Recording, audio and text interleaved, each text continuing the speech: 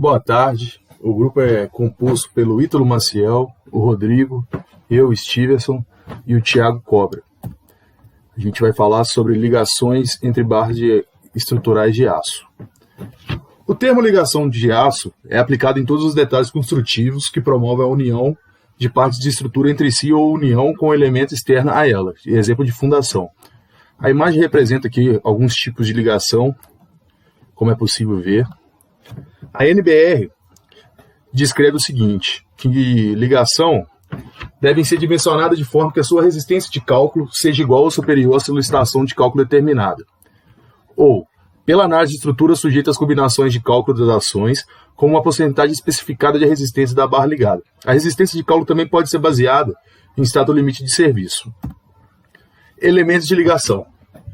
Os elementos de ligação utilizados são mais utilizados ligações soldadas, ligações aparafusadas e ancoragem. As ligações soldadas são o processo de soldagem é o mais empregado industrialmente como elemento de ligação e componente da estrutura metálicas. Os parafusos, a determinação do tipo de parafuso a ser empregado em uma ligação é definida na etapa de projeto, executada atendendo os dispositivos à norma NBR 8800. Ancoragens. Sua função é transmitir o carregamento das estruturas metálicas para as estruturas de concreto. A escolha da ancoragem adequada depende das cargas a que estará exposta, conforme determinado pela norma BNT. Existem dois sistemas para estabelecer essa vinculação, dependendo do estágio em que a obra se encontra. Classificação das ligações, segundo os esforços solicitantes e segundo a sua rigidez. Segundo os esforços solicitantes, dependendo dos esforços solicitantes e das posições relativas desses esforços e dos grupos de parafuso, ou linhas de solos resistentes. As ligações podem ser cisalhamento centrado, onde a solda existe uma compressão e o cisalhamento dos parafusos, ou uma tração na solda e cisalhamento na solda. Cisalhamento excêntrico, cisalhamento no parafuso devido à torção, à flexão da chapa, cisalhamento no parafuso devido à força, cisalhamento na solda devido à torção, cisalhamento na solda devido à força. Tração ou compressão centrada, onde existe uma tração nos parafusos e tração na solda, ou tração na chapa, como é possível ver na imagem.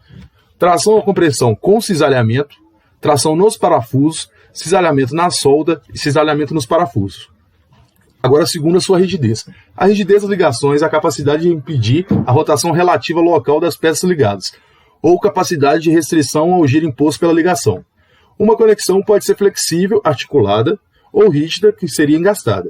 Ao se aplicar um momento fletor, uma ligação rígida não permite rotação, ou seja, o ângulo de rotação entre as partes conectadas é zero. Na ligação flexível, ao contrário, esse ângulo seria infinito, ou seja, a rotação é livre. Na prática, esses limites são inatingíveis. Por análise experimental, pode determinar o valor do ângulo de rotação entre as partes conectadas, isto é, o grau de rigidez da ligação. Para efeito de projeto, as ligações mais rígidas serão admitidas rígidas, e as ligações menos rígidas serão flexíveis. Atualmente é possível considerar, via programas de computador, as semi-rígidas das ligações. E aqui, como a gente pode ver, uma ligação rígida, ela apresenta um momento maior quando se tem a mesma rotação. Já a flexível, o momento não é tão grande, porém, pode apresentar a mesma rotação.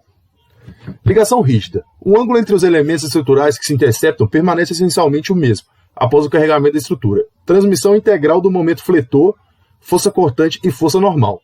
A ligação não apresenta rotação relativa considerável após a aplicação do carregamento na estrutura. As ligações rígidas devem ser concebidas de forma a garantir que as reações de apoio sejam transmitidas ao pilar ou viga que as recebe. A rotação em torno do eixo longitudinal e a rotação de uma peça em relação a outra no plano de flexão sejam impedidas. Os esforços externos serão transferidos dos pilares e vigas, por meio do momento fletor.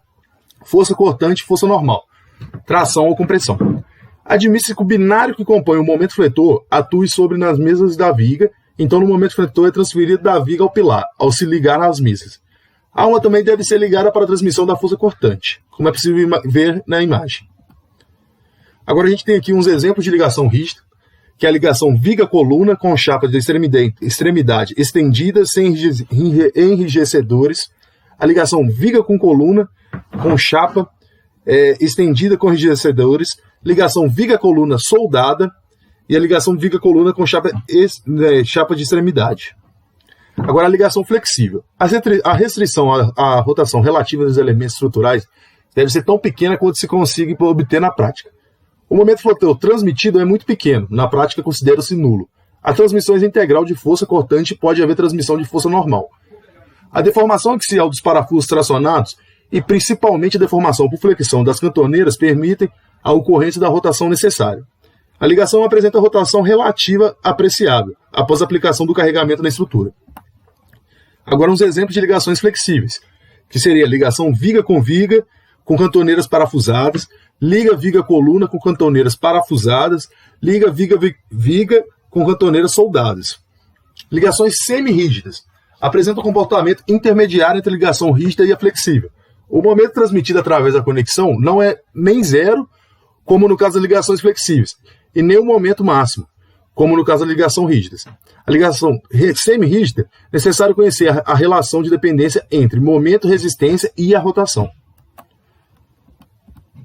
Ligação semi-rígida. Para a viga com carga uniformemente distribuída, temos, considerando as conexões nas extremidades teoricamente rígidas, o momento nos apoios será M1 igual a WL² sobre 12, onde é possível calcular esse momento. Considerando que a ligação não é teoricamente rígida e permite alguma rotação das seções dos apoios, o alívio no momento nos apoios será 4EI sobre L vezes o ângulo, menos 2EI sobre L vezes o ângulo, que é igual a 2EI sobre L vezes o ângulo. A ligação semi-rígida, o momento real nos apoios será esse. Para a ligação teórica rígida, temos aqui a fórmula dela, e a ligação teoricamente flexível também temos. Como é possível verificar nesse gráfico, que é bem parecido com o que já foi apresentado, a ligação semi-rígida se enquadra mais ou menos intermediariamente, onde o momento seria um pouco médio em relação à rotação aplicada. Agora a gente vai falar sobre os tipos de ligações, que seriam ligações viga com viga, ligações viga com pilar, emendas de pilar do tipo I, H e tubular. Ligação pilar com fundação. Ligação viga com viga, elevação e perspectiva de soluções viga com viga parafusadas com uso de cantoneira, como é possível verificar aqui na imagem. A ligação em viga com viga, solução de uma viga soldada diretamente à outra. Com a cantoneira de assento para cisalhamento e pequenos momentos, e chapas de extremidades para ligação de cisalhamento em momentos, todas com uso de parafuso, como é possível ver na imagem. Agora a gente tem uma imagem aqui de ligações com viga pilar soldadas.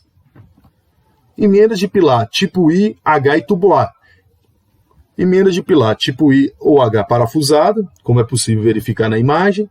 Emendas de pilares tipo I ou H soldadas, como também é possível verificar na imagem.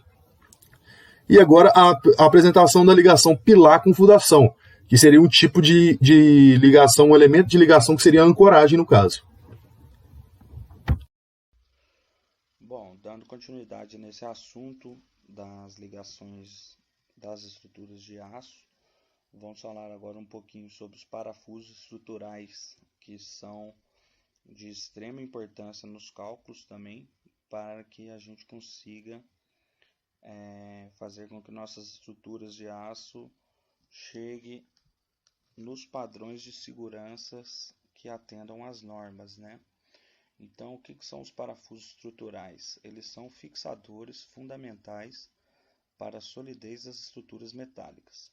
Eles são formados por três partes: a cabeça, o fuste e a rosca. E os principais tipos utilizados são os parafusos comuns e o parafuso de altas resistências.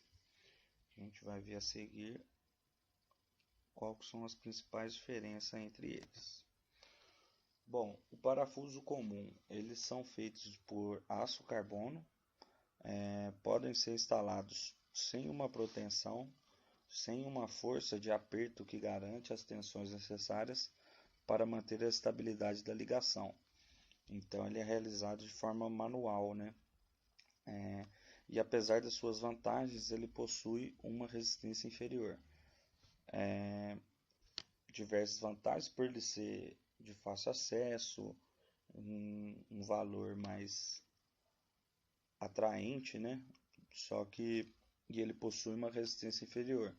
Então, devido a essa resistência inferior, ele é indicado para estruturas mais leves e peças secundárias que devem suportar em cargas menores. Então, você não pode pensar que utilizando esses parafusos comuns você vai conseguir dar a segurança devida para obras de grande porte. O parafuso comum mais utilizado é o parafuso ASTM A307.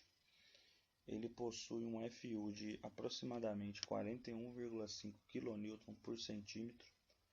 Ele é feito de aço de baixo carbono e esse parafuso, ele pode receber diversos tipos de tratamento para melhorar a sua vida útil. Então, alguns desses tratamentos são a galvanização a fogo, a zincagem, o banho organometálico, entre outros tipos.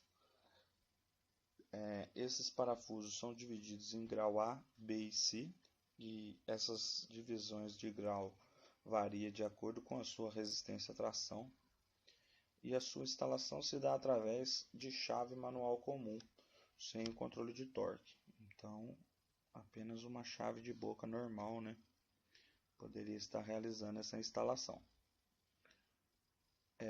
Aqui eu estou mostrando alguns tipos de revestimentos que são mais utilizados, né? Temos a galvanização a fogo, o parafuso organometálico, o revestimento de cromo, de níquel, de aço inoxidável, de cobre, estanho, biocromatizado, zinco branco e zincado preto. Então, todos esses tipos de revestimentos são para melhorar a vida útil do parafuso e suas características individuais. Aqui temos algumas patologias encontradas nesses tipos quando se utiliza esses tipos de parafuso, que seria no caso o cisalhamento do próprio parafuso, né? Ou uma deformação excessiva do furo, um rasgamento da chapa e a ruptura da chapa em questão. Passamos agora para falar um pouco dos parafusos de alta resistência. Eles são fixadores com características mecânicas elevadas, indicados para estruturas que demandam mais responsabilidades. Então, as obras que você vai empregar esse tipo de parafuso são as obras que você precisa de ter uma segurança maior. Você precisa de ter um respaldo maior na sua segurança. Então, você vai estar trabalhando em edifícios de múltiplos andares, pontes e viadutos. E os dois tipos de parafusos de alta resistência mais utilizados são o ASTM A325 e o ASTM A449. Falando um pouco sobre o parafuso de alta resistência ASTM A325. Ele é fabricado de aço de alta resistência com tratamento térmico. Os parafusos sextravados ASTM A325 eles são bem robustos, seguem a norma determinada pela ASTM Internacional. A sua composição ele é feita por uma cabeça maior, mais pesada, então ela já tem uma robustez maior ali, né? E uma rosca de comprimento menor que permite algumas adequações geométricas em sua montagem. Esse tipo de parafuso ele é dividido em tipo 1 e tipo 2. Tipo 1 de aço médio carbono, ideal para estruturas submetidas a altas temperaturas. E temos o tipo 2, aço patinável. Ele é resistente à corrosão atmosférica. Então, se você vai utilizar em determinados locais específicos que existe uma corrosão atmosférica mais alta, ele é o tipo de parafuso ideal. Por exemplo, nos litorais que existe um risco de corrosão maior devido às águas do mar, né? Então,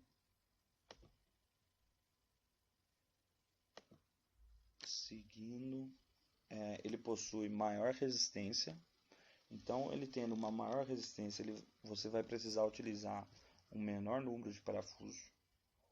E com isso, você pode ter menores chapas de ligação.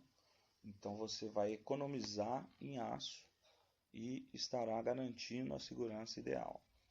A sua instalação já é diferente do parafuso comum, ela requer um controle de torque. Então seria no caso das nossas parafusadeiras, né? Porque ela impede o atrito entre as placas, ela vai garantir uma rigidez de conexão, vai garantir proteção contra corrosão nas faces em contatos, vai ter maior resistência à fadiga, vai ter menos movimentos repetitivos, né? E uma segurança contra afrouxamento das porcas, uma segurança contra as vibrações da estrutura. Agora falando um pouco dos parafusos de alta resistência ASTM A449. Eles são feitos de aço carbono temperado, podem ser galvanizados a quente devido ao seu material. Ele permite ser usado em conexão por atrito.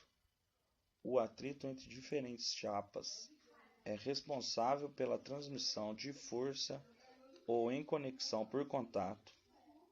Isto é, a transmissão da força acontece entre o corpo do parafuso e a superfície que ele está inserido.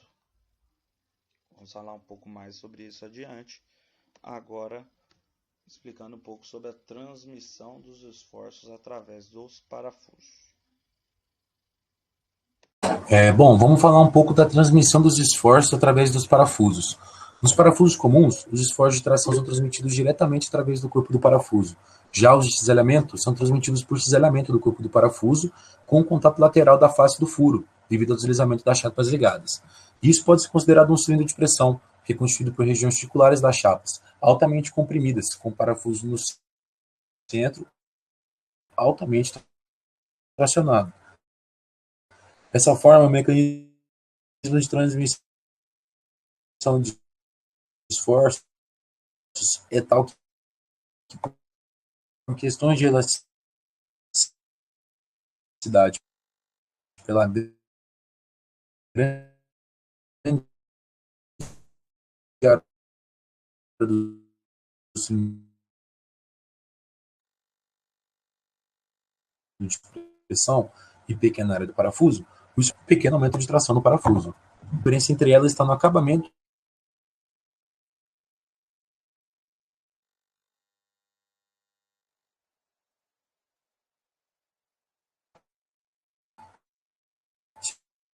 na estrutura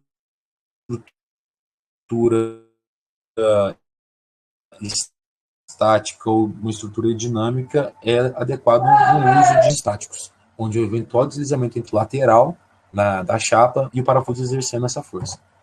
Bom, sendo alfa alinha a relação entre a área do parafuso e a área do cilindro de pressão, e pelo esforço externo de tração aplicado na ligação, é demonstrado que o esforço de proteção no parafuso é acrescido de alfa, dividido por alfa mais 1 vezes P, enquanto o cilindro de pressão tem sua pressão reduzida por uma força igual a P vezes 1 dividido por 1 mais alfa, como a gente pode concluir na figura, observando a figura abaixo.